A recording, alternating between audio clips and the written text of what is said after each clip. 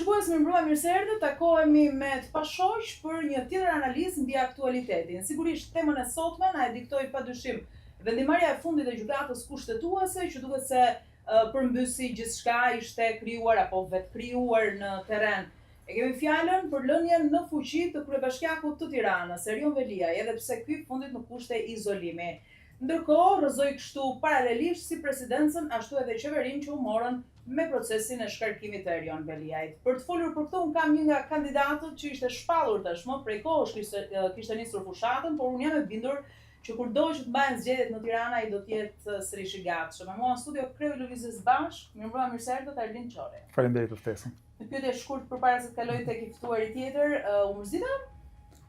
Po jo, sigurisht për mua dhe për lëvizjen bashk do ishte mirë që zgjedhjet në Tiranë të mbaheshin sa më parë. Mirë po fush betejë politike është prap interesante, domethënë ne kemi shumë gjëra për të bërë, edhe nëse nuk ka zgjedhje drejt për drejt tani në nëntor apo në dhjetor. Do të ketë një ditë, patjetër do të ketë në 2027-ën, kështu që do të përgatitemi më mirë për zgjedhjet, po njëkohësisht do të kryejnë edhe unitari tjera politike, sepse Shqipëria ka nevoja edhe më të gjera se sa Tirana, edhe veprimi im politik dhe i lëvizjes bashkë do jetë plural. Me mua në studio gjithashtu Marsit Gupi, avokat, pedagog njëkohësisht. Mirë se erdhën. Mirëmbrëma, kënaqësi të jem në këtë format. Faleminderit. Të cilën e vlerësoj edhe e ndjek vazhdimisht. Të falenderoj. E prisje vendimin e gjykatës kushtetuese? Unë jam shprehur edhe publikisht që vendimi i mbajtjes së zgjedhjeve do rrëzohej. Qoftë qendrimi i qeverisë, qoftë dekreti i presidentit, sepse nuk mund të shpallë datën e zgjedhjeve pa u ezaruar të gjitha shkallët e ankimit. Po pra, se si jurist Logjika juridike e rrëzonte argumentin politik e para. Dhe gjithmonë duhet të ezarohen shkallët e gjyqësorit, ose si thua të ezarohet e gjitha drejta që garanton kushtetuta dhe ligji, njërës palë, që në këtë rast ishte kryetari i bashkisë, sepse gjithmonë prevalon një parim, që është parimi i rëndësishëm që radhet gjon që të flitet ose të ndërtohen argumentet dhe premisat, që është prezumimi i pafajësisë. Deri në momentin që dikush të shpallet fajtor me vendim të formës prerë, prezumohet i pafajshëm. Dhe çdo lloj veprimi tjetër ose akt juridik ndikohet në kjo. Sepse në kodin e procedurës penale është logjika që më mirë të jenë 10 fajshëm jashtë sesa një pafajshëm brenda. Pra, një person i cili se meriton dënohet, por të dënohet. Po duke njohur mirë ligjin, mendon se do ta fitonte Strasburgun Erion Veliaj me këtë proces? Nëse do lirë në fuqi për shembull dekreti, po. Do ishte një avantazh për zotin Veliaj, po do ishte një drejt që do fitojë shumë vonë në kohë. Në këtë rast ai mendoj që pati një përparësi, pra si thuaç, gurët e peshore sanuan nga ana e argumenteve të zotit Veliaj. Pra që ka një luftë politike kundër tij, që disa vendime, edhe qendrimi po ta vini re që mbajtja ditën gjykati ishte që si ka mundësi tha që u morën 6 vendime në mënyrë të menjëhershme, ndërkohë që për raste të tjera tha merreshin më avash. Do të kalojmë tek prapaskena, Arlin. Prapaskena jote, cila është pas kësaj vendimarrje? E para njëherë për mua vendimi është i gabuar. Edhe nga pikpamja, sigurisht unë nuk jam ekspert i ligjit, mirë përpiqem të kuptoj gjërat me logjik. E para sepse sigurisht për zotin Veliaj nuk ka një vendim të formës prerë për sa i përket fajësisti. Mirë po ai mbahet në paraburgim prapë me një vendim gjykatës. Domethënë nuk është se zotin Veliaj kanë rrëmbyer terroristët edhe ekziston dyshimi ashtu. Kemi një vendim gjykate për masën e sigurisë gjithmonë. E dyta, mua më duket absurd tani presidenti që lë një vendim të gjykatës kushtetuese. Imagjinoni për një moment sikur zoti Veliaj ishte arrestuar një ditë pas ta kishte fituar mandatin. E sa zvarritej gjyqi me 2 shkallë, mund shkonte 4 vite. Po themi si thua në burg, e prapë ta drejtonte Bashkia e Tiranës nga burgu. Do që ky do ishte nonsens, sepse posti i kryetarit bashkisë është duke qenë post ekzekutiv. Kërkon një mbikëqyrje të përditshme të punëve të qytetit. Pra nuk është një post legjislativ, nuk është si deputeti që shkon në punë 2 herë në javë, të themi kështu. Pra të shkon si kryeministri Rama. Po nuk kam dëgjuar çka ka thënë Rama, po unë me për Ramën ka lirohet dhe të shkojë në zyrë sepse nuk mund ta drejtojë bashkinë. Zoti Veliaj nuk mund të lirohet sepse fajësia e tij ose masa e sigurisë që është marrë që ai të mos prish provat, është më e rëndësishme se çdo gjë tjetër.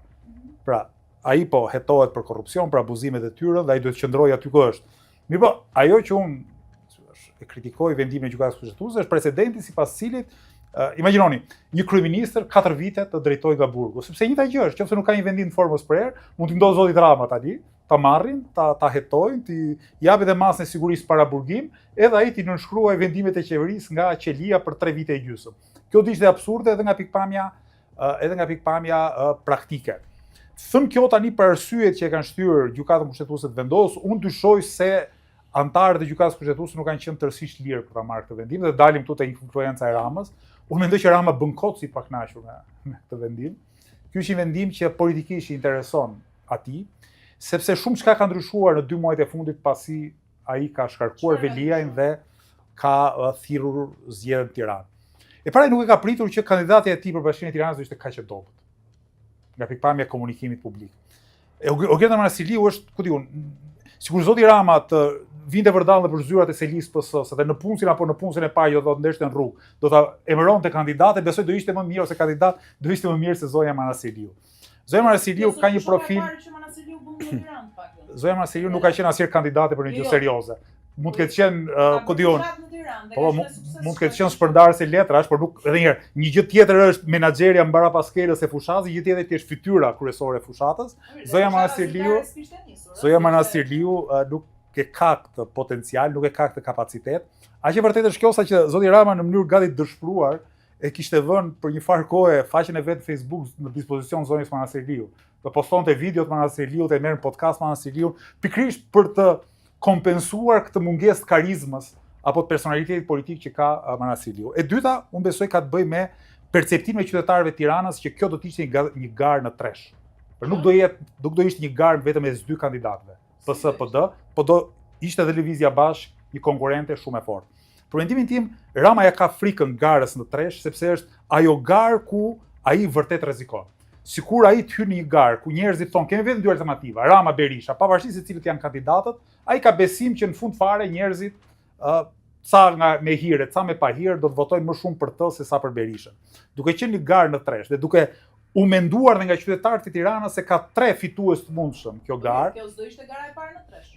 Në këtë nivel serioziteti, në këtë nivel intensiteti, në këtë nivel populariteti që ka pasur kandidatura ime javën e fundit në Tiranë nuk ka qenë më parë. Mjafton të shihni edhe këto sondazhe që bëhen në rrjetet sociale, po edhe sondazhe që pastaj janë bërë në një televizion caktuar, tregohet që ka qenë garë fortë në tresh. Dhe kur gara është në tresh ti nuk luan dot me Gogolin.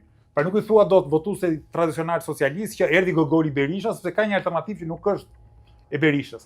Pra, duke qenë gara në tresh, gjithçka është e mundur. Dhe kur gjithçka është e mundur, Rama vërtet ka frikë, kështu që unë mendoj që në ditën e fundit ai ka tërhequr frenat e sigurisë dhe ka ndikuar që vendimi i gjykatës kushtetuese të shtyjë zgjedhjet deri në pranverën 2027. Ky është interpretimi. Nuk mirë nga vendimarrja e kushtetuesit? Po nuk ka asnjë të mirë. Për mendimin tim thash lë një president të jetë problematik. Një precedent që presidenti respektohet parimi i prezumimit pafajësisë. Po jo, deri në momentin që gjykata shpreh prezumimi i pafajësisë ekziston dhe është fuqi sa kohë zoti Velia ende nuk është i dënuar, por ka një masë të sigurisë.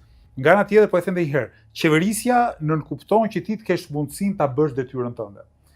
Dhe prandaj ligjvënësi ka dhe një afat, pra thua 3 muaj, mund të thoshte 6 muaj, po duhet të ketë një afat, sepse alternativa sipas cilës ti mund të qeverisësh 3 vjet e 11 muaj nga burgu, ose nga para burgimi, qofsh kryetar bashkie, qofsh kryeministër, është absurde. Dhe ligji nuk mund të jetë absurd. Do të thënë, një ligj që është absurd, tani unë përpiqem të evokoj ose të parafrazoj Shën Agustini, diku e thoshte një ligj i padrejtë nuk është fare ligj. Unë po them, një ligj që është absurd nuk është fare ligj. E në këtë kuptim, kur precedenti është kaq absurd, pra lë shteg që ti të qeverisësh nga burgu për 4 vjet, këtu kemi një problem. Gjithsesi, kjo nuk është në dorën tim, unë jap interpretimin tim, unë do doja shumë kishte zgjedhje në Tiranë tani afër, sigurisht në 9 nëntor nuk do mbaheshin dot sa. Nuk ishte kohë për të regjistruar, por vërtet po prisja që në mes të dhjetorit ne të kishim zgjedhje në Tiranë. Ishim duke bërë një fushat shumë të mirë me qytetarët e Tiranës. Na e kanë shtyrur në kohë, edhe ne do të përshtasim strategjinë tonë në kohë. Po, Marsi, po. Nuk do të vetëm diçka. Arlindi ka të drejtë kur shpreh një lloj koherence politike në qëndrimet e tij, sepse 2 partitë e tjera të reja, që janë Shqipëria bëhet edhe Partia Mundësia, u shprehen në zgjedhjet e 11 majit që nuk bashkohemi as me zotin Rama, as me zotin Berisha, po të ftojmë për koalicion, sepse ne jemi për tejkalimin e elitës vjetër politike. Dhe çdo koalicion i joni mundshëm me ta, do të restauronte edhe elitën e vjetër. Ndërkohë që në këto zgjedhje u përdor, si thua, argumenti ose perspektiva e një kandidati jo politik, në mënyrë që këto të pranonin. Zoti Lapa e pranoi sepse zoti Bina ka qenë bashkëthemelues edhe zëvendës kryetar, kurse zoti Shejaj mendoi që është një fitore politike. Se ishte propozuesi. Propozuesi i kësaj ideje.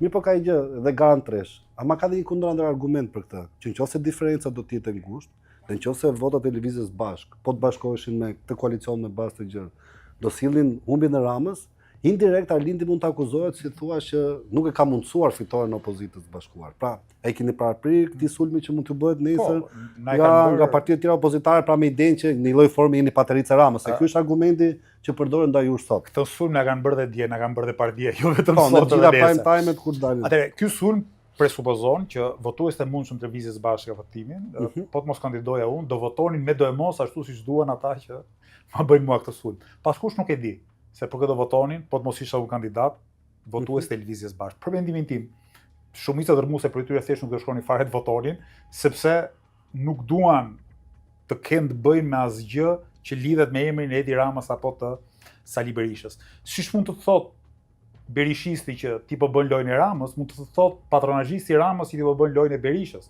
sepse këta thonë ti je opozitar, pse s'bëhesh opozicion, këta tjerë thonë ti je i majt se nuk bëhesh me të majtën. Kështu që akuzat mund të të vinë nga dy anët dhe kur të akuzojnë nga dy anët, kjo tregon që ti je në rrugën e drejtë. Kur i le të pakënaqur të gjithë të këshim, ti tregon që je në rrugën e drejtë. Tjetra, çdo parti duhet mësohet fitojë me forcat e veta. Do të thënë, lëvizja bashkë, cili do rezultat të ketë, qoftë 15%, 20%, unë nuk e di, qoftë edhe mrekullin vetë që unë fitoj, do jetë rezultat që ne e meritojmë. Dhe partitë e tjera nëse duan të fitojnë, duhet përpiqen të fitojnë një vot më shumë se të tjerë. Fitore elektorale Arlind. Një sekond. Po them, vije vete në vendin e PD-s apo të PS-s. Nëse këto parti duan të fitojnë zgjedhjen, duhet mësohen të fitojnë zgjedhjen me forcat e veta. Duhet mësohen që të marrin një vot më shumë se kundërshtarët. Versioni që ne nuk marrim dot një vot më shumë se kundërshtarët. Prandaj aman jepi një shtyrë karrocës tonë të vjetër, nuk funksionon. Politikisht po them edhe herë, ne jemi në politikë se duan të fitojmë me forcat tona, duan të fitojmë me mbështetjen e qytetarëve. Dhe nuk do të shohësh mua në një ditë që të them, aman që të fitoj unë, mblidhuni të gjithë si quhet dikur aleanca e qelbësirave për të më mbështetur mua. Kështu që çdo parti që hyn në zgjedhje ose çdo koalicion që hyn në zgjedhje, duhet të mësohet të kërkoj votat e qytetarëve dhe të fitojë me forcat e veta. Unë hy në këtë garë, sot e pezulluam, dhe të jetë në 2027-ën, hy duke pasur shpresë që do arrim të bindim shumë qytetarë në mos shumicën e qytetarëve. Prandaj marr pjesë në politikë. Nëse nuk e realizojmë sot, do përpiqemi ta realizojmë nesër. Ky është rrugtimi normal i një partie. Partitë tjera që nuk kanë këllë që të ballafaqohen, që nuk kanë fuqi argumenti, që kanë nevojë të hyjnë sqetullën e një partie të korruptuar siç është PD-ja në këtë rast, sigurisht që do duan ta justifikojnë këtë lloj tradhtie që kanë bërë ndaj elektoratit të tyre, duke folur me këtë gjuhën që jo po ne duam bëjmë koalicion. Po pse se kanë luksin e kohës? Për ta shtrirë si proces në kohë. Duan para shpejt e shpejt, se kuptojnë. Po çaj e dytë e para opozitare më e madhe. Do fitojmë, nëse do të fitojmë me forcat e veta. Demokratët presin, nuk janë si ti që ke vendosur të dalësh ballë establishmentit dhe kjo punë merr kohë. As Edi Rama, as Sali Berisha nuk ka përfituar përmes lëvizjes bashkë. As Rama, as Berisha s'kan përfituar ndonjëherë prej lëvizjes bashkë. Ne do të kundërvihemi gjithmonë të dyve, ne do të kundërvihemi oligarkisë ekonomike dhe çdo faktori destruktiv shoqërisë shqiptare, kështu që kalkulimet, mos harroni diçka, kushdo që do të fitonte, po të mos isha unë, mbas zgjedhjeve në Tiranë, patjetër që humsi do drejtonte gishtin. Pse ti mendon, po të humte zonja Manasirliu nuk do drejtonin gishtin Edi Rama me shok kundër meje? Njëta logjikë, pra është njëta logjikë impotence politike ku humsi për të justifikuar humbjen thotë ka fajin ky që është i treti. Ky që na doli nga rreshti, ky që nuk është si ne. Ndërkohë që ne që kryet herës, ne jemi themeluar si parti anti-establishment, kështu që nuk duam të kemi të bëjmë fare me këto parti të korruptuar. Dakor, po ju e keni me elitën aktuale që i drejton këto parti, sepse nëse zoti Berisha nesër mund të japi dorëheqjen dhe mund të vinë një kryetar i ri që del nga një garë legjitime. Pra do e cilësoni veten? Unë mendoj që nuk është vetëm PD-ja në kuptimin e elitës politike. produkti Berishës, por është dhe Berisha produkti kësaj elite politike të PD-s. Pra nuk është Berisha i vetmi i keq i korruptuar aty, dhe gjithë të tjerët janë ëngjë janë të mirë. Këta janë njerëz që u kanë qenë pushtet, kanë përfituar në mënyrë abuzive nga pushteti, janë ish ministra, janë ish deputet, janë sot njerëz shumë pranë oligarkisë ekonomike. Pra, ata që e rrethojnë Berishën janë si Berisha. Më kupton, kanë më pak profil se Berisha. Dhe njëjta gjë vlen edhe për Ramën. Po të hiqim Ramën nga loja, do dilte Balluku më e mirë, do dilte Velia më e mirë, do dilte ku diun kush tjetër më e mirë. Jo, janë pjesë e të njëjtës superstrukturë politike, ka të njëjtën kalbje krimbje morale siç ka Rama me Berishën, sigurisht këta duke qenë më të ekspozuar, janë më kollaj të dukshëm si gogol. Mirë po, është e njëjta logjik, partia e korruptuar prodhon gjithmonë udhëheqës të korruptuar. Zoti Rama nuk është se e hodhi parashuta brenda PS-s edhe e transformoi për keq atë parti. Ishte produkti i asaj elite politike. Unë dua t'ju kujtoj në vitin 2005, zoti Rama është bërë kryetari i PS-s me mbështetjen e establishmentit të Partisë Socialiste, gramosruçit me shok, nuk është se e sollën forcat revolucionare nga poshtë. Për zotin Berisha nuk mund të thuhet njëjta gjë sepse e ka themeluar PD-n që rreth 10, kështu që nuk ka pas rastin që të Po kjo e përcakton pra që s'do ketë koalicion asnjëherë, sepse ti duke i cilësuar establishmentet ose elitat e reja që dalin, si të kapura nga elitat e vjetra, kjo e bën pra gjykuar koalicionin. Po unë i shoh tani, unë nuk e di tani që do dalin në një nga poshtë, në një ku diun, demokrat apo socialist nga poshtë, që s'ka pas asnjë lloj mëkati. Zoti to morali zoti që s'ka pas asnjë funksion publik ose ministri. Ma ha mendja që zoti Alizoti ka qenë i përndjekur politik. Do bëhet do herë kryetari i partisë. Mirë po, prapse çdo kujt që ka qenë në hyjshmin e këtyre kryetarëve të korruptuar duhet kërkuar llogari, ore pse keni qenë krah këtyre njerëzve kaq të korruptuar. Unë e mendoj politikën në mënyrë tillë që kur ti je pjesë e një partie politike dhe sheh që drejtuesa e asaj partie njerëz funde krye të korruptuar, njerëz që po i bëjnë dëm shoqërisë, ti ose i sfidon dhe përpiqet të rrezosh brenda partisë, ose kur nuk ka del dot themelon një parti tjetër dhe i thosh shoqërisë më diçka mbrapa. Versioni që ne presim derisa të vdes ky patriarku, po themi partisë, pastaj do trashëgojmë partinë, pasurinë, influencën, nuk duket e ndershme nga kryetari politike, dhe siç ju thash, ne nuk duam të kemi të bëjmë me partitë e establishmentit vjetër politik, i luftojmë si pjesë të njëjtit fenomen korruptiv. Pa ti shikon bashkë. Po.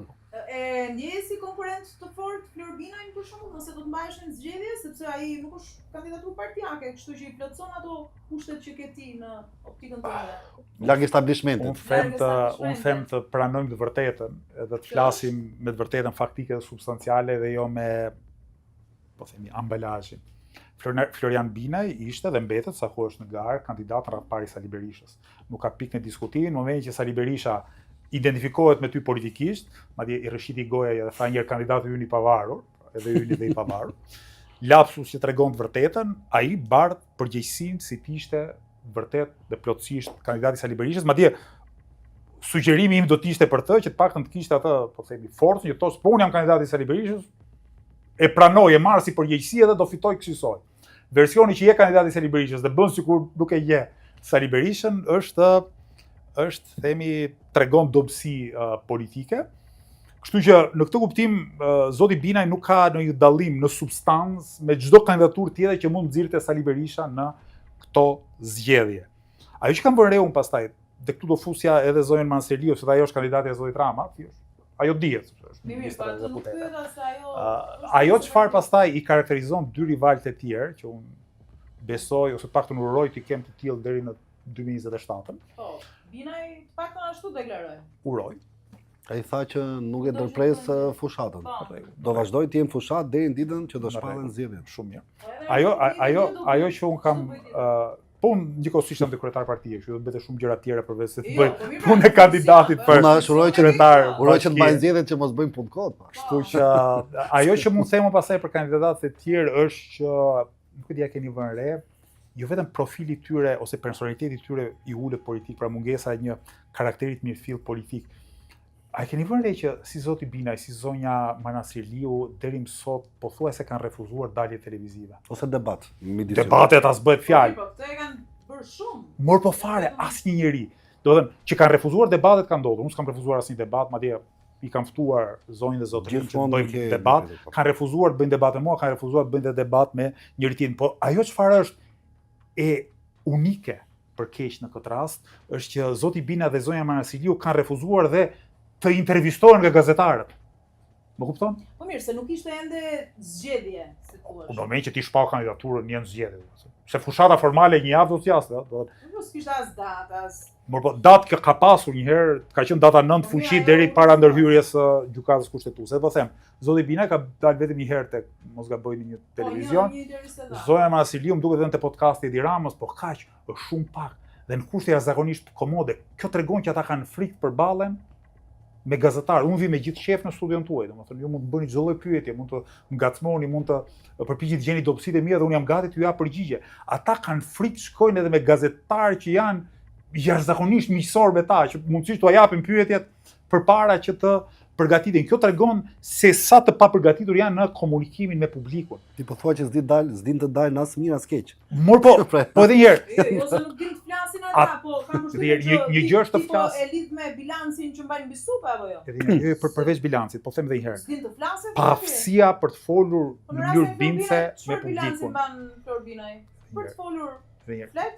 Një gjë batutën e ka që keq thjesht politikat, me keq mos thjesht. Më kupto.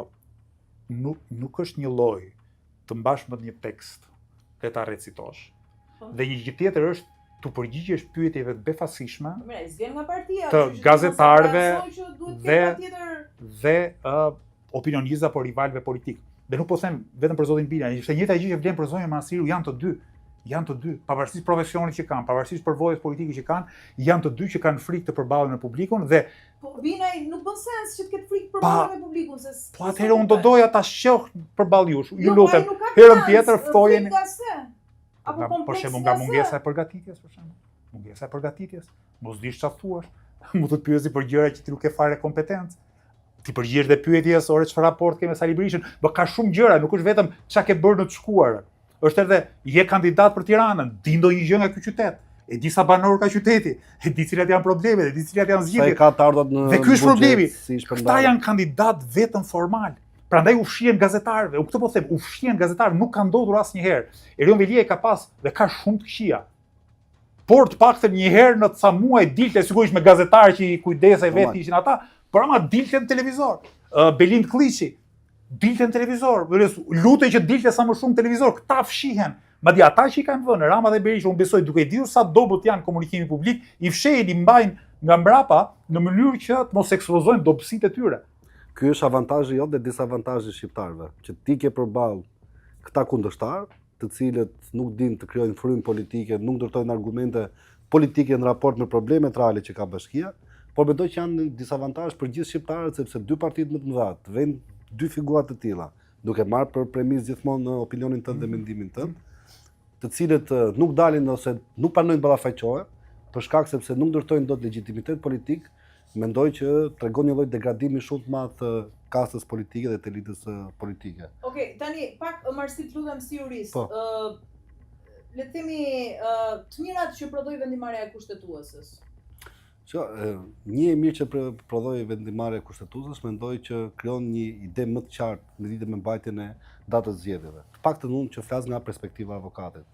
Një gjykim penal në cilin është një fashikull diku te mos gaboj 200 faqe për zotin Velia dhe për veprat penale që akuzohet, do doj minimalisht diku te 7-8 muaj deri në momentin që gjykata dalin me një vendim përfundimtar dhe me gjithë procesin e apelimit në gjykatën e apelit dhe me marrjen e vendimit që marret totalisht formë prerë, mendoj që do duhen diku te 1 vit e gjysmë, 2 vite.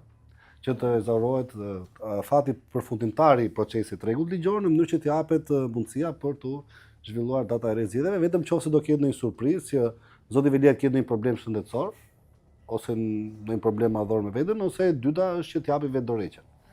Po vendimi e kanë fjalën, për shembull, krijoi një precedent që nuk do të ndodhë. Nga ana politike, unë jam vërtetoi që ka ende shpresë për check and balance për shembull, apo s'është rasti. Unë jam dakord që të flas gjithmonë nga premisat e skepticizmit, sepse unë jam avokat dhe unë gjithmonë edhe për shkak të punës që bëj, e prezumoj çdo njeri të pafajshëm, me cili shkon në bankën e të akuzuarve. Mund të jetë smundje profesionale sepse kjo është puna ime fundi fundit, por edhe sepse mendoj që garancitë ligjore ose faktet prova duhet të jenë totalisht forta në momentin që ndaj njeriu merret vendimi formës prerë, sidomos kur i privohet liria. Ja për më tepër kur është figurë publike etj. Ama politikisht ky vendim paktën sot për sot që flasim, ka krijuar idenë që Erion Velia i rifitoi një fuqi politike. Pak ditë përpara, në ditë që u mbajt vendimi i gjykatës kushtetuese, ndodhi dhe ndrimi i jetë i kryetarit të parë të Partisë Socialiste, zotit Nano, i cili siç e di u dënua me një vendim gjyqësor për korrupsion dhe më pas fitoi pafajësinë. Ajo pafajësi e solli si kryetar partisë si president. Tani po them le ta abstragojmë, pavarësisht se mund duket si shumë e largët. Po sikur akuzat e zotit Veliaj për shembull të bien, është i tërgjë, është i fajshëm, s'është i pafajshëm, se ka një që ta dini gjithmonë avokatët edhe në vendet oksidentale me procedurë luajnë kur klienti vet përfiton nga ligji ose bën marrëveshje ose shmanget një vepër penale sepse zgjedh një figurë vepër penale që konkuron. Dhe kjo është detyra avokatit fundit që të gjejë premisat ligjore ose rregullat juridike që ta tërheqë elastikun sa mos futet. Ezem që kjo gjë ndodh. Erion Velia u rikthye protagonist në politik. Absolutisht po, dhe e dyta unë mendoj që po, dhe fati ti ishte kjo gjë që në këtë moment kur doli dhe drejtuesja e fushatës politike, zonja Belinda Balluku, akuzuar për korrupsion, pa shkelje barazisë në tendrave dhe bashkëpunim, që nëse të dyja do provohen, do duhet provohet dhe korrupsioni, se shkelja barazisë tendrave ndodh sepse dikush të ofron diçka dhe kërkon në favor një diçka tjetër, pra të shkëmben, si thua. Korrupsioni aktiv dhe pasiv. Pra domethënë duhet të plotësohet më pas akuza mbasi të përfundojnë hetimet. Si e parashikon tani vazhdimin e betejës Rama Velie? Po mendoj që kjo është dhe një nga arsyet që edhe ky vendim deri diku është në favor të Edi Ramës, sepse drejtuesja politike do ishte paragjykuar sepse sa u shpall akuza. Pra kryetari i vjetër, që ishte në detyrë, akuzohet për korrupsion dhe për fshehje ose deklarim të ardhas edhe për një sër vepra penale të tjera. E njëjta gjë ndodhet edhe me drejtuesen e fushatës. Pra edhe shkuara dhe ardhmja, se bëj fjalë për numrin 2, njeriu në dytë më të fuqishëm që është sot Partinë Socialiste. Pra do jepte ideja që edhe tashmja është e tillë. Pra dhe kandidati e tij aktuale dhe ai vet këtë gjë pasqyroi, siç është. Pas vendimit të gjykatës kushtetuese edhe vet Rama, edhe pse me ironi dukshëm, po edhe shumë analistë, shumë juristë e kanë përkthyer edhe si një lloj paralajmërimi që Velia mund të dalë në liri për të shtruar detyrën e tij, vazhdoi procesi i drejtësisë në Ishte edhe një qendrim që e shprehu dhe sot vetë zoti kryeministër, madje anulloi. Ai, shiko, nëse e shen në këtë vështrimin juridik, afati i hetimeve ka përfunduar. Pra gjithmonë kur një person zyrtar, përjashto persona me rrezikshmëri të lartë shoqërore, që janë antar organizatash kriminale, antar bandash të armatosura ose persona përsëritës, ose njerëz që kanë kryer vepra penale të rënda, siç janë krime ndaj jetës ose genocid ose krime kundër rendit kushtetues etj, që janë vepra penale të rënda. Në moment që ti nuk mund të ndërhysh në afatin në veprat penale hetimore, pra tek dëshmitarët, tek provat, tek aktet juridike, nuk paqet më rrezikshmëri shoqërore dhe ndaj teje mund të aplikohet një mas me butë sigurie, të cilën e vendos subjektivisht gjykata ose prokurori. Dhe kjo mund të merret në çdo fazë të hetimit. Dhe kur ekzistojnë dhe rrethana lehtësuese, siç është që je kryer familjar, që mund të kesh probleme në familje që bashorta ti të smur ose djali mund të ketë nevojë, mund të aplikohet mendoj një mas sigurimi më i lehtë që mund të jetë ose detyrimi i paraqitjes ose bllokimi i lëvizjes lirë, pa mbajtja e pasaportës etj. Mendoj që ekzistojnë kushtet ligjore. Është në lojë, prandaj them u rikthyen në lojë, sepse ky vendim, shiko, gjithmonë tërësia e vendimeve gjyqësore në lidhje me çështje kryesore janë si puna e gurëve të peshës. Për shembull, një proces civil e ndërpritet sepse fillon një proces penal. Për shembull, akuzohet dikush për çështje pronësie dhe për mashtrim. Mirë, po nëse ti vërtetohet fakti penal që ke kryer mashtrim, atëherë edhe procesia s'mund të jetë e jotja. Pra janë gurë peshe që anojnë tek njëra tek tjetra palë. Në këtë rast, argumenti i mosvajtjes në punë, si shkelje detyrës, pra mungesa për më shumë se 3 muaj, i dha të drejtë. Po edhe nëse afati timor ka përfunduar, sepse këto në funda veprime procedurale atëherë mund të aplikohet një mas më e butë. Dhe precedentet penale ekzistojnë për këtë gjë, nuk është se nuk kanë marrë vendime. Madje vetë Konventi Evropian i Drejtave të Njerëzit, për dhe vendimet e fundit Gjykatës Evropiane të Drejtave të Njerëzit, precedentet që ata i kanë detyrueshëm për çdo vend që kanë nënshkruar dhe që shërbejnë si thua si burime, japin idenë që gjithmonë masat shtrënguese ose vendimet e sigurimit me efekt shtrëngues ose ndalues duhet të merren kur ekziston një rrezikshmëri e lartë shoqërore e personit ose kur është përsëritës. Dhe ai ka gjithë parakushtet. Pastaj shikojmë situatën. Tani kryeministri tha në reagimin e tij që me këtë vendim u vërtetua që nuk i kam mund gjitha pushtetet. Mund të thash të kundërta. Ky vendim është efekti i interesave politike të Ramës. Asi nuk e di 100% të vërtetën, kështu që ti mendon se pas kësaj vendimmarrje fshihet Rama për shembull. Po më duket hipoteza më e arsyeshme. Mirë, dakor. Po mi po pse atë? E ka ndikuar. Bezem që është sot ai, po pse?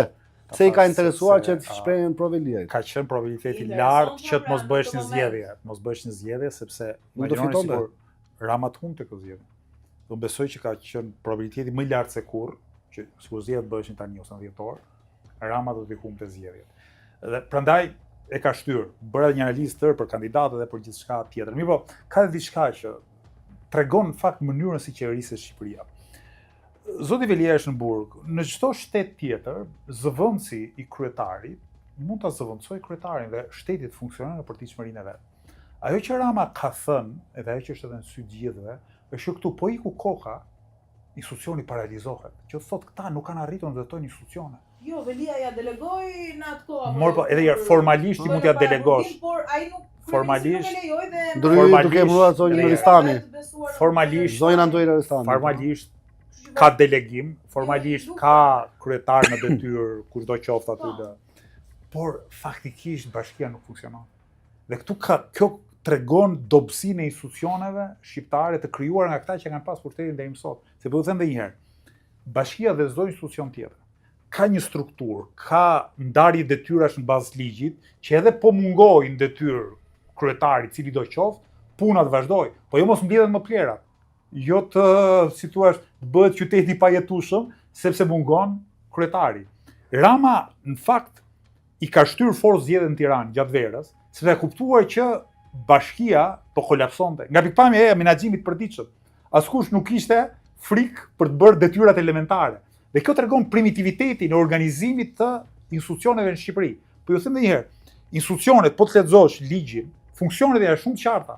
Dhe supozohet që çdo funksionar apo në punës bën detyrën e vet, pavarësisht se ai sipër është kryetari i zgjedhur apo kryetari i emëruar. Pra nuk duhet të ketë fare rëndësi pesha politike e kryetarit për të bërë ose jo detyrën.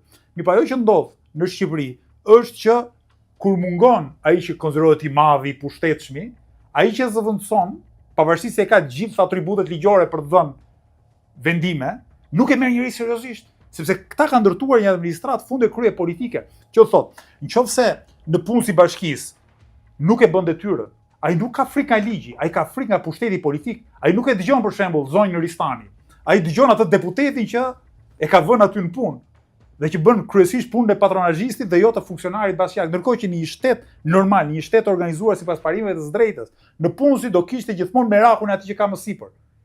Mirë po, Edi Rama na thotë dhe kemi edhe dhëna mediatike që e tregojnë këtë gjë, që bashkia nuk ka funksionuar.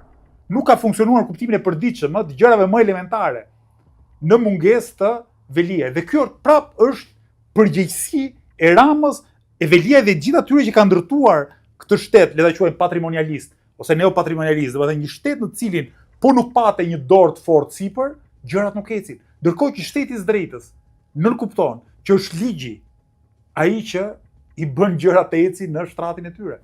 Tani kam një pyetje krejt naive, unë po me shkelsin e kushtetutës, çfarë ndodh?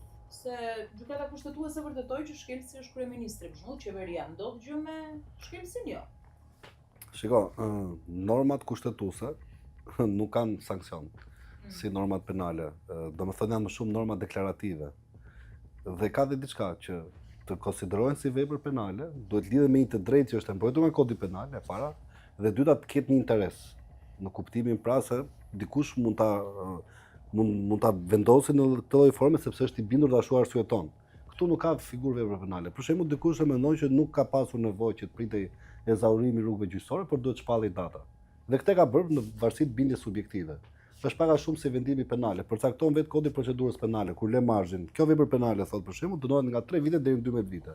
Dhe i lidh në dorë të bindjes së brendshme që krijon gjyqtari nga interpretimi i provave dhe raporti tyre me veprën penale, sa do jetë dënimi? Do jetë 3, do jetë 4, do jetë 5, do jetë 8 dhe do aplikohet apo jo gjykimi i shkurtuar, sigurimi i dënimit etj etj.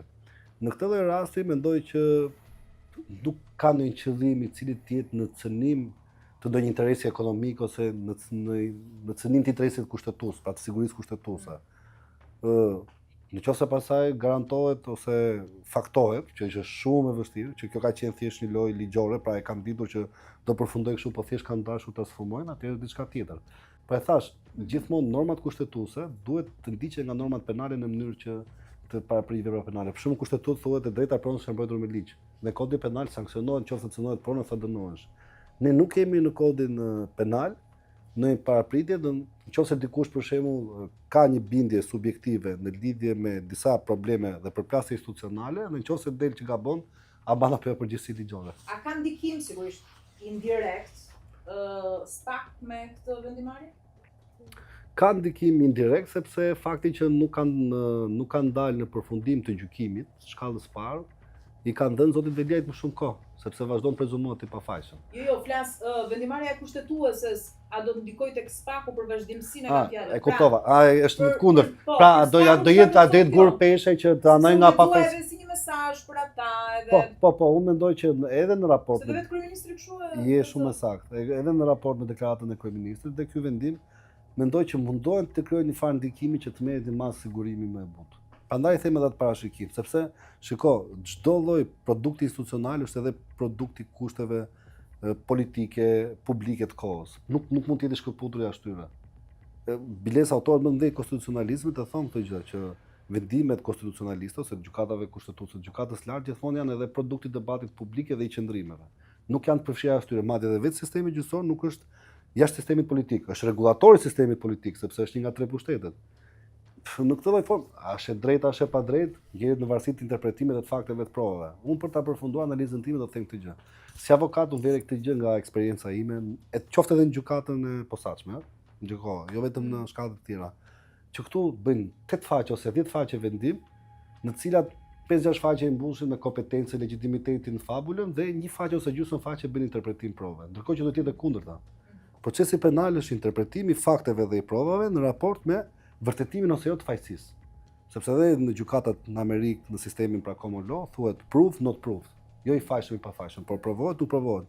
Këtu merren me kompetencën, me jurisdiksionin, me legitimitetin, me fabulën, me si ka ndodhur ngjarjet, si ka qenë fazat procedurale dhe nuk merren me interpretimin që ka trupa gjykuese dhe në raport edhe me qëndrimin që ka akuza, se si arrin në konkluzion. Pra do thotë që interpretimi i dispozitivit është i mangët ose është i cekët. Mendoj që SPAK-u dhe po ashtu gjykoja kanë shanse që tregojnë diferencohen nga sistemi i zakonshëm që të legjitimohet dhe reforma në drejtësi. Gjykimi këtyre zyrtarëve do të tregojë. Unë mendoj që SPAK-u dhe gjykoja kanë numër një betejë në raport me luftën e korrupsionit. Sa pasuri të zyrtarëve të lartë kemi ne sot sekuestruara? Sa llogari bankare, sa pasuri të paguajtura? Kjo është tem tjetër pastaj edhe Arlindi ka çdo këtu, po nuk do harxojmë këtë pyetje. Arlind, me një nga kundërshtarët e tu në këtë betejë ende të pazhvilluar për Tiranën, me PS-n, thuaj që nuk donin zgjedhje, i rendita arsye. Po opozita i donte këto zgjedhje? Të nuk e di, situata është dinamike. Po sepse edhe ata u gëzuan që gjykata kushtetuese goditi qeverinë. Apo kjo lidhet me Ngjova Sali Berishën sot, do thoshte ishte vendimi i drejtë mos gaboj. Kush e dëgjoi Berishën? Ta Erion, Velia ishte hajdut, po vendimi ishte i drejtë. Po mirë, po Berisha votoi pro shkarkimit në Këshillin Bashkiak apo jo? Po. Domethënë atëherë nëse do ishte kështu, do të votonte. Se si u bë, ata e luftuan që në fillim, faktikisht. Ata votuan. Mund të jetë paradoksale. Lëvizja Bashk ka votuar për shkarkimin e Erion Veliajt në Këshillin Bashkiak dhe ne vazhdojmë të qëndrojmë midis që Erion Veliaj duhet shkarkuar. Berisha votoi pro shkarkimit Veliaj dhe tani dele thot Veliaj ka drejtë të këtë gjë. Po, a lidhet kjo ndoshta me mosdashjen e zgjedhjeve as nga ana e opozitës? Unë mendoj që dy partitë e mëdha kanë një problem. Kushojnë një rival që i sfidon duopoli. Dhe këto zgjedhje në Tiranë ishin rasti më i mirë ku alternativa e Lëvizjes Bashk ishte për të qenë shumë e fortë dhe u tregonte që sistemi partijak nuk është më dypolar. Kështu që në vetvete edhe Berishës i ka interesuar kjo gjë. Pra i ka interesuar që çështjen apo të vërtetën, provën ta shty për në 2027.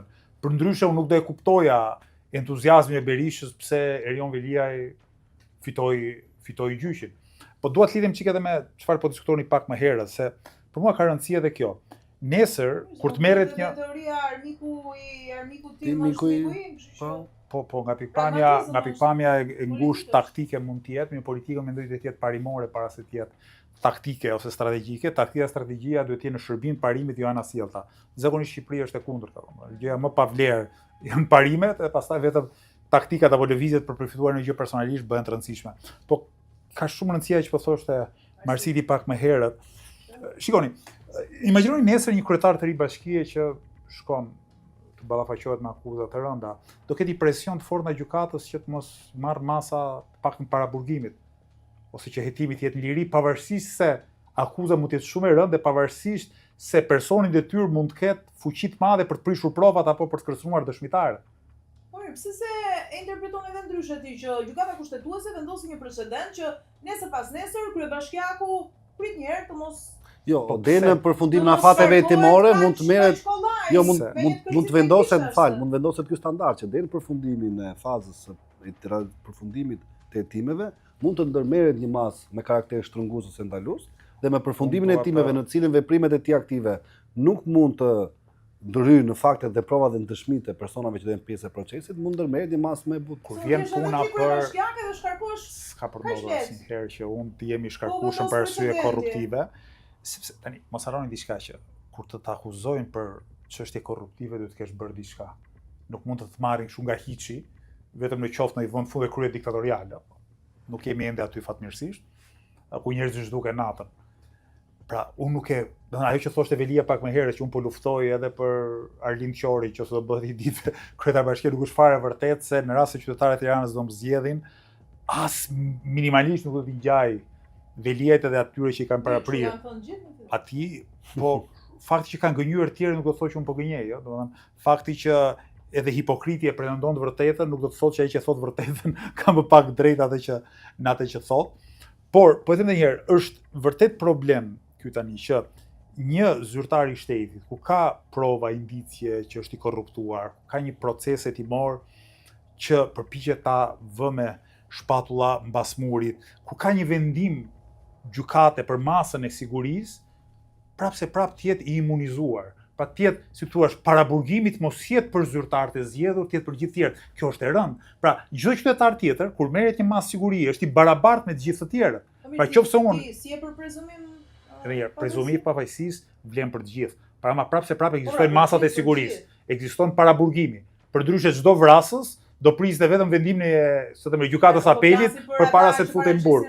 Ajo është vija kuqe pra. Vetëm për veprat penale, vetëm për veprat penale ku cënohet shëndeti ose jeta ndërmjet masa e burgimit edhe korrupsioni, edhe korrupsioni është një vepër bollë e rëndë, ka efekte vërtet të rënda në jetën publike, mund të lidhet me vdekjet e njerëzve të tjerë, mund të lidhet me keqshërbimi, mund të lidhet me shëndetin e tyre, me mungesën e mundësie, me shkollat e rënuara. Korrupsioni mund të jetë krimeve, po ta shohësh nga një farë pikpamje.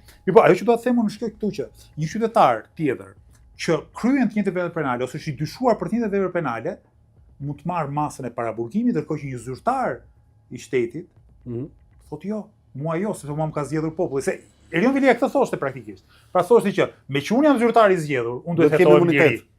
Dakor? Ndërkohë që një tjetër, një mjek, një mësues, gjithkush që bën çfarë lloj pune tjetër, nëse vepra për cilën ai dyshohet është mjaftuar shumë e rëndë, masa e sigurisë jepet paraburgimi. Ndërkohë që nëpërmjet këtij vendimi gjykata kushtetuese po lë shteg, po themi, për atë që thot Rama që tani hetohen në liri, shkojnë detyrë Velie, pavarësisht për çfarë dyshohet dhe pavarësisht faktit që ka një vendim paraprak të paraburgimit. Dhe unë, për mendimin tim, kjo prodhon paparazi para ligjit. Ju folët për prezumimin e pafajësisë. Unë mendoj kur vjen puna te pushtetarët politik, do të vlej më shumë kjo tjetra, prezumimi i fajësisë, jo i pafajësisë. Çdo më thënë prezumimi i fajësisë. Kur ti je zyrtar i zgjedhur, kur ti je edhe ligji ka dhënë shumë tepër pushtet se një qytetar, ti nuk mund të mbrohesh politikisht në emër të prezumimit të pafajësisë. Prezumimi i pafajësisë jep dorëheqje nga gjithçka dhe pastaj thua unë jam si gjithë tjerët. Vetë fakti që ti je në pushtet, vetë fakti që Erion Velia de jure është kryetar bashkie, i jep atij më shumë mekanizma se qytetarit thjesht. Jo vetëm për të mbrojtur, për të manipuluar provat, për të bërë gjithçka tjetër. Prandaj këtë dua të them, kur vjen puna tek njerëzit e pushtetshëm që janë ende në detyrë, politikisht spaku, duhet vlej parimi tjetër i prezumimit fajësisë. Pra, ti zyrtar i zgjedhur ke një akuzë, është bërë një hetim, janë mbledhur ca prokuror, këta kanë diskutuar, kanë rënë në një mendje që këtu ka vepër penale, pastaj kanë shkuar edhe një gjykatë dhe ai gjykatës kanë pritë se ka shumë mundësi të ketë këtu vepër penale, kanë dhënë masën e sigurisë, tani sigurisht do presësh vendimin. Prandaj kjo nuk ka dhe një parim tjetër që konkuron, ha? Një parim në procedurën penale, thotë, i cili quhet parimi i objektivitetit, që çdo prokuror kur ndërmerr një çështje, nuk duhet niset me premisën që i pandehuri ka konsumuar figurën e veprës penale dhe unë do ta faktoj me se s'bën. Por do të niset edhe nga premisa kundër, që këtu masë s'ka vepër penale. Sepse po të merr i mirëqen parimi i prezumimit fajësisë, do e shkallmonte totalisht procesin penal dhe nxitet pafajshëm për shkile pikërisht i procesit rregull ligjor. Them prezumimi i fajësisë Jo, për e sa i kuptova përket logjikën. humbjes së postit publike, Jam jo dakord me ty. kuptimi që ai do dënohet Jam dakord, automatikisht. jo ajo, e kisha të fjala kur e ndërmend Pra- një mas trënguese, quhet i cënuar, po prap parimi i Unë procesit mendoj këtë rregull që ligjor. kur vjen puna tek ata që kanë pushtet ekzekutiv. Po. E theksoj këta që kanë pushtet ekzekutiv sepse këta kanë mekanizmat për të ndikuar. Për shembull, imuniteti parlamentar është vendosur shumë vite më parë, dekada më parë ose shekuj më parë, pikërisht sepse deputeti mund të jetë zëri i popullit, mund të jetë ai që i kundërvjet pushteteve të forta në shoqëri, oligarkisë, krimit e kështu me radhë, dhe prandaj për këtë arsye, meqense po hap shumë luftra me përbindësat në emër të qytetarëve, ligji e mbron. Dakor? Por këta që kanë pushtet ekzekutiv nuk janë tribunët e popullit. Këta janë ata që mund të abuzojnë me popullin. Dhe kur flas për prezumimin e fajësisë, e kam në këtë aspekt që një zyrtar i zgjedhur, një njerëz që ka pushtet madh ekzekutiv, do duhet ta humbi atë pushtet ekzekutiv, nëse vjen puna që është i pandehur. Do të thënë, zonja Balluku sot që është e pandehur, është zëvendës kryeministe, ka diçka që nuk shkon këtu. Pavarësisht se nuk ka një masë të sigurisë ende, është e pandehur. A mund të jetë zëvendës kryeministrja e pandehur dhe të mbajë detyrën e zëvendës kryeministres? Po sigurt të ketë një masë sigurie edhe të jetë në burg. A mund të jesh zëvendës kryeministër nga burgu? Sipas gjykatës kushtetuese po praktikisht, po nuk të hoqë Rama, nuk ka kushteq. Po a shkon kjo? A shkon kjo që një njeri që ka kaq shumë pushtet? Se gjykata kushtetuese u mor me procesin që e cilësoi jo të rregullt të shkarkimit. Se ndoshta procesi nëse do ishte kryer i rregullt, Pra, sepse mund aty kishte o do një kishte marrëdhënie kishte një vendim për të gjykatës apeli që ky është fajtor, dhe aty shkarkimi është automatik, ose ndryshe do i referoheshin ligji që thot 30 ditë apo sa 90 ditë. Akimimi 45 ditë dhe nëse do kishte një apelim. Po pra, domethënë mungesën punë, domethënë mungesën punë për X ditë. Domethënë këto ishin dy E rrëzuan idenë e mungesës në punë për shkak edhe të precedentit më parshëm me zotin Berisha. Pra, mungesa e tij në punë u cilësoi justifikuar për shkak të masës sigurisë. Edhe në këtë një ditë qendrim. vetë Veliaj në seancë, më fal, me Tropojën, gati një vit, 10 muaj, Po. Rex Beberi ka ndenjur në detyrë. Po. Bashkiak ishte ai, edhe pse ishte në masë siguria rreth shtëpisë, Po. se masë është ajo. Po. Unë jo në shtëpi, po më para. Pse nuk e aplikoi këtë njëjtin vendim Rama pra të Po pra. vite. Këtu është Këshilltarët bashkëkohore. Mbas ai ka qenë precedenti i keq, ai duhet ishte që precedenti i parë duhet ishte ndryshe. Ajo që unë do të them është që E di pse e përdor nuk mund të kesh pushtet fort ekzekutiv, dhe të mos hyj gjëm në këmbë nga pikpamja e pushtetit. Ndërkohë që ti je i pandehur ose madje ke një masë sigurie që është akoma dhe më e rëndë. Dhe analogjia ime është me Belinda Balluku. Si mund të jetë sot Belinda Balluku zëvendës kryeministër? Kuptimi është e akuzuar, nuk është as e dyshuar. Do nuk është thjesht opinioni publik që janë të korruptuar ose personi thirrën e tim, po. I kanë komunikuar një akuzë apo jo, pa barazi antende. Kanë komunikuar akuzë, akoma nuk ka masë sigurie. Është marrë pandehur. Është marrë pandehur, që do të thotë po është marrë pandehur për mos kryerjen e tyre ose për abuzimet e tyre që ka aktualisht, jo në një të shkuar të largët se ka qenë ku diun pedagoge e korruptuar diku. Pa për këtë detyrë që po bën. Thuhet që Erion Velia shumë nëse lirohet mund prish provat. A ka përfunduar kjo pjesa? Ka përfunduar afati i timeve. Sepse afati i timeve është 6 muaj dhe nëse prokurorët e posaçëm nuk kanë mundur të po dëshmitarët në gjyq për shembull, mund të i kanë përfunduar. Mund ndryshojnë dëshminë e tyre? Jo, sepse pastaj akuzohen për dëshmi treme nëse i ndryshojnë dëshmitë e dhëna dhe gjithë në seancën gjyqësore dëshmitari mund ta ndryshojë akuzën, thotë prokurori më ka marrë me zor mua. Ajo është tjetër gjë, po marrë përgjegjësi penale nëse se fakton do çka ka marrë me zor. Jo, dëshmitari po të pyes se je jurist, rrezikon pozitën e vet nëse ndryshon. Të gënjesh në betim vlen kur je para gjykatësit, jo para prokurorit. Ama quhet, jam dakord, pa ma quhet ajo quhet dëshmi. Dhe isha prokurori njësoj si Saliani të dënojnë për kallëzim të re pastaj, sepse nëse ti ke dëshmuar kundër zotit Veliaj dhe pastaj ndryshon, ti ke bër kallëzim të re. Gjë e cila pastaj të merr ty si person pandehur. Rrezikimi i kërcënuar mund të bëjë çdo gjë. Ligjërisht dëshmitari mund dal para gjykatës dhe thotë shiko tash, unë mohoj gjithçka. Logjikisht mund ndodhë gjithçka, por ligjërisht afati i timor është 6 deri në 1 vit. Prokurorët e posaçëm kërkojnë shkrimin e afatit. Është përfunduar. Vazhdimisht që mund prish provat, nuk mund të lirohet. Ajo vlete deri në momentin e përfundimit të afatit të Timor. Në moment që mbyllen veprimet e Timorë, janë mbledhur gjithë faktet dhe provat e nevojshme, dosja është shuar për gjykim, kështu që vazhdon shqyrtimi i gjyqit në Hamet. Dëshmitarët duhet vazhdojnë të dëshmojnë përpara gjykatës. Ose do ballafaqohen edhe me persone pandehur, sepse nuk vlen vetëm dëshmia e dhënë para prokurorit, do flasim. Erion Velia në liri është një mundësi që dëshmitari të akuzës për shembull. Nuk e kam iden. Çfarë ndodh me gjyqin e Veliut? Se në atje këti politike, tani nuk kjo është përtej politike, sigurisht unë mendoj që karriera politike e Erion Veliut ka marrë fund prej kohës, domethënë. Ai veç nëse mund të bëj. Si Marsiti që është rikthyer në lojë. Ai, okay, në lojë kuptimi që mund t'i bëj dëm PS-s, po që ai të rizgjidhet kryetar bashkie ose të ketë një farë karriere politike. Fuqia ajo qëndron, qofse nuk dikush nuk bën dot dëme, nuk ka fuqi. Nuk e besoj, domethënë. Fuqia lidhet me dëmin, nëse puna ligjit, një ligj pa ndëshkim s'është ligj. Në vendin ton ndodhin edhe gjëra absurde, por unë mendoj që karriera politike e Erion Veliut ka marrë fund. Por kjo nuk do të thotë që ai nuk ka mundësi të bëjë dëm politikisht. Paktën kraut nga vjen. Mi po prap, ato janë gjëra që ose ja kam idenë se si thash edhe më herë në fundi që marrë vesh tash themet me këtë temë. Është ai në vlerësimin tënd kundërshtari më i fortë politik i brenda llojit e kam fjalën i Edi Ramës? Nuk di ta them se nuk e di si do reagoj Belinda Balluku për shemb. Nuk e di çfarë do bëj Belinda Balluku, do ul kokën, do arratisë, do pranoj fati, do rezistoj. Nuk di ta them, di të them që sigurisht Erion Velia ka pas pushtet brenda Partisë Socialiste, ka shumë më pak, shumë më pak nga çka pasur. Nuk e di a ka më influenca, ka njerëz nën rrogos, se kështu njerëz që identifikohen haptas me të nuk ka. Që dalin aty dhe thotë ky ka drejt. Edhe në Këshillin Bashkiak, nuk e di 1 a 2 nëse i kishin mbetur këshilltarë që votuan për të. Nuk di të them nëse në këtë infrastrukturën poshtë PS-s ka ende sa ndikim mund të ketë. Mos harroni diçka që politika në Shqipëri ka një natyrë disi feudale, kështu që edhe këta që nuk kanë pushtetin e të madhit të Ramës, kanë ato feudet e tyre të ndikimit. A do i përdorin potencialet e tyre, si do i përdorin, këtu nuk kam ide.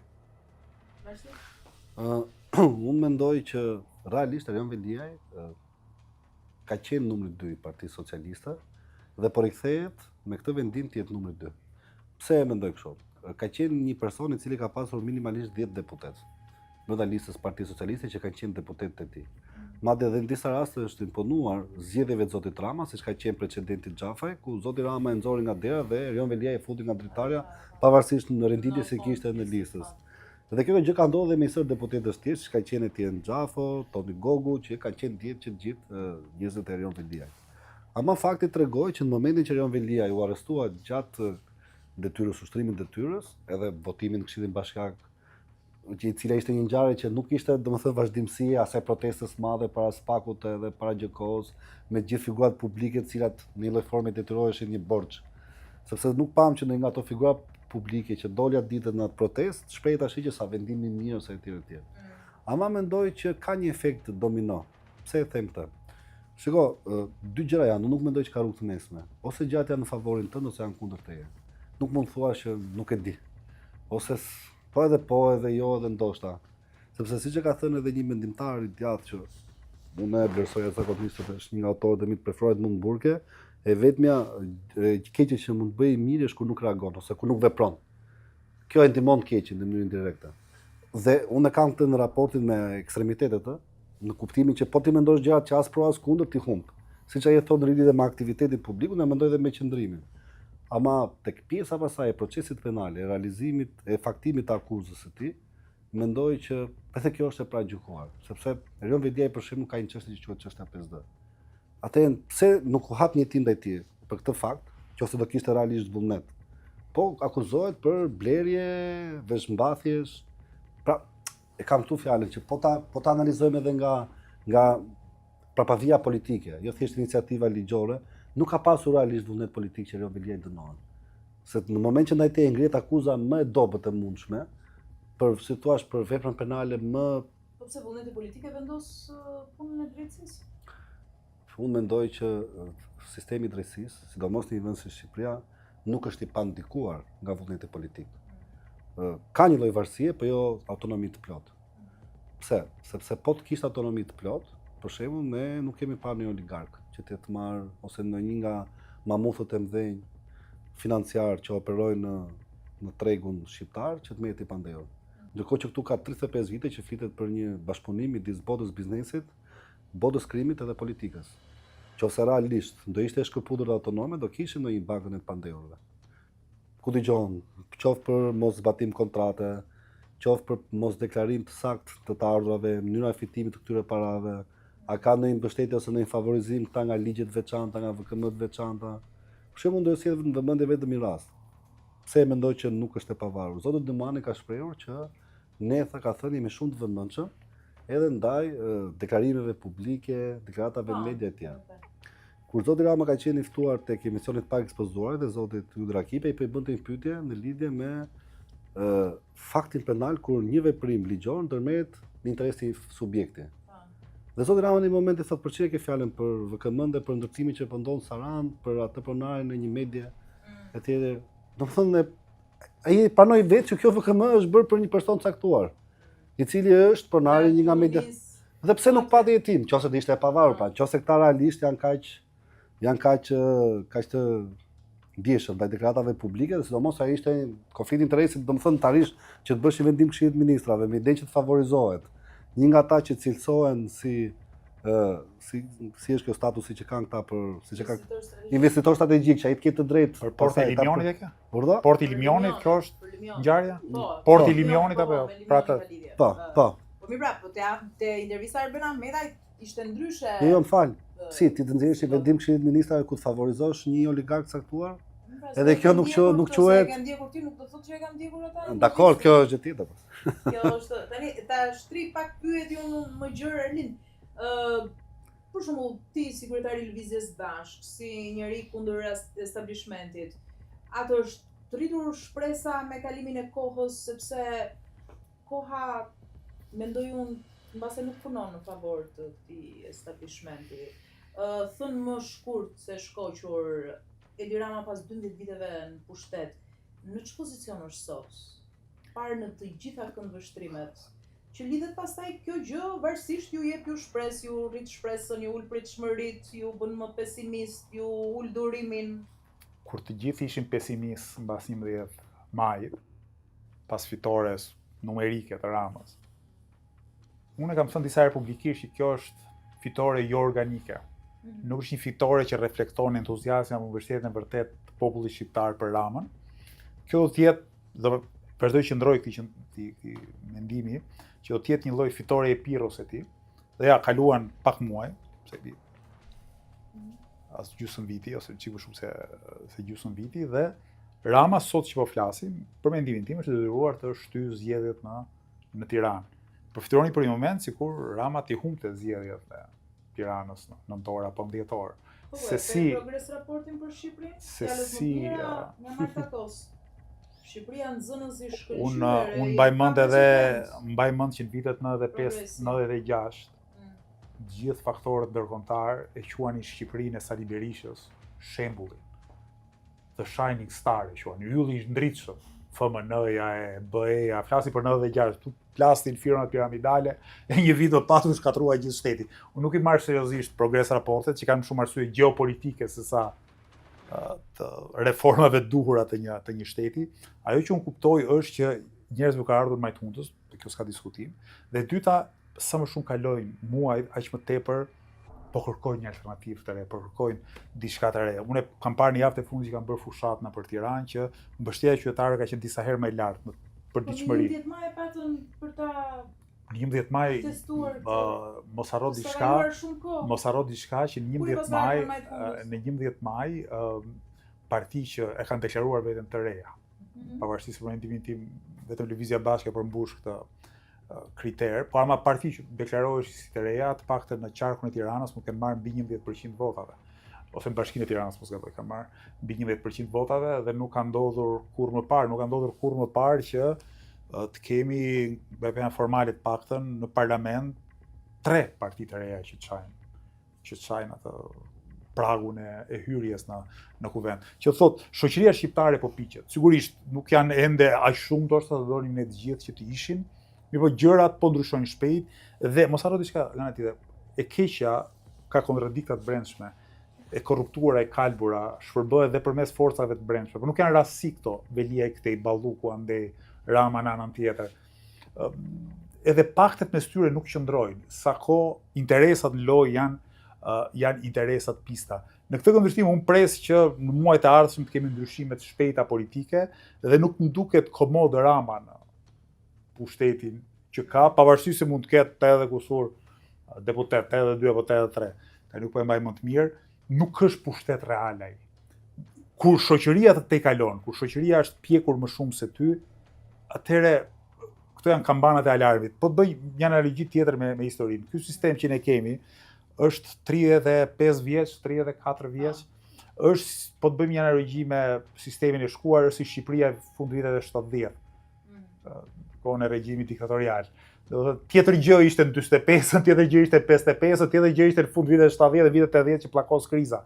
Edhe atëherë vinin me shpresat mëdha, do bërin ndryshimet mëdha, edhe pastaj njerëzve filluan të rrish shumë e ngushtë një sistem i tillë edhe nuk ishte i largët ditëa ku gjërat ndryshuan.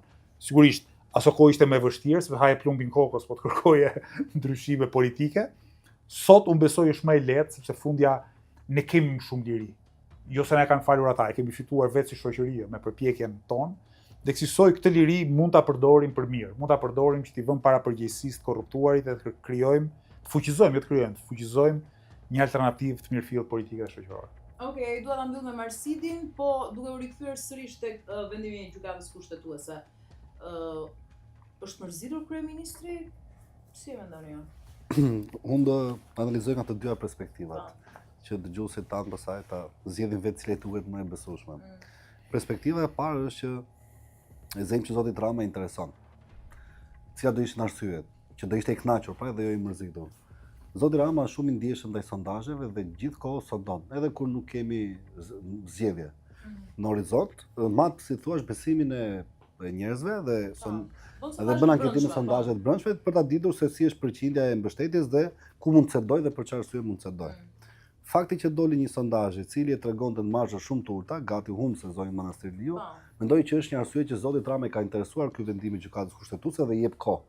Sepse sidomos në këtë moment ku zëvendës kryeministra e tij, drejtuesa fushatës do ishte në akuzë, ku sapo ka marrë 83 mandate, që u cilësua fitore plebiscitare dhe kjo fitore dhe ky pushtet kaq i madh, faktohet që është proces ose rezultat i pikërisht i korrupsioni, i këtij represioni administrativ, i këtyre interesave nepotike, mendoj që i intereson. Ndërkohë që unë mendoj që është i mërzitur në premisën në të cilën nëse Edi Rama e di që e vetëm mënyrë që të rigjenerohet pafundësisht ose të gjenerohet pafundësisht, është vetëm duke sakrifikuar subjektet që janë brenda partisë së tij ose si thua figurat politike që janë ngrihen. Pse? Sepse është si puna e asaj krijesës e cila duhet haj vetëm në mënyrë që të jetojë. Dhe Edi Rama mendon që ngel vepra dhe nëse personi ndëshkohet. Për shembull, Zoja Balluku po ndërton tunelin e Llogaras, po shtron disa rrugë. A ka vjedhur shumë mirë, shkojnë në kokën e burgut, ama rrugën e bën. Tuneli u bë. Pra edhe mishi piqet edhe elli zdigjet. Mirë po, ku është problemi mendoj këtu dhe pse Edi Rama është i mërzitur? Kur ti i ve zjarrin shtëpive të kundërshtarëve tu në fshat, rrezikon që të marrë zjarr gjithë fshati. Dhe nganjëherë rrezikon që pikërisht një nga kundërshtarët që ti mendon që e ke ekzekutuar, siç ka qenë zoti Veliaj, mund të iniciojë orteqje nga poshtë, pra në bazë, sepse çfarë ndodh? Sot flitet kjo gjë. Paktën po e them në mënyrë në zhargon kështu divulgativ që Edi Rama të shet ose të lëshon. Për shembull Sali Berishën, pjesa e enturazhit vet politike e vlerësohet me idenë që doktori të mban, nuk të shet, nuk të lëshon. Dhe kjo është arsyeja që vejmë re një enturazh të caktuar ose oborën e tij që po kjo thuhet. Atë në zhargon për Ramën thuhet, po si ndikon kjo tek ata që janë sot kryetar degësh Partisë Socialiste, drejtor drejtorie, kryetar bashkisë, drejtor në ministrinë Dikastere. Pra, nëse tek ta krijohet ideja që ky për të mbajtur pushtetin e tij, neve arrin deri aty se na sakrifikon na shet, kjo mund të shkaktojë një revoltë brendshme, pa që do hajnë vetët. Dhe mendoj që kjo gjë për shembull e shqetëson, nëse realisht ky lloj revolucioni brenda Partisë Socialiste fillon nga një figurë e cila s'ka më çfarë të humb. Pra në kuptimin Erion Veliaj ishte numri 2 pretendenti për të bërë kryeministër, nëse kjo karrierë e tij politike i digjet, çfarë ngel Erion Veliaj? Se çfarë ndodh ne do ta shohim, po që është pak po e sigurt në një farë mënyrë sikur se e tha Marsidi, është e vërtetë që Erion Veliaj u rikthyen në lojë të paktën në raport me betejën me Edi Ramën, minimalisht. Unë falenderoj Arlind që kisha në studio, faleminderit Marsit. Ju falenderoj miq, do të rishihemi sërish bashkë me Pasha.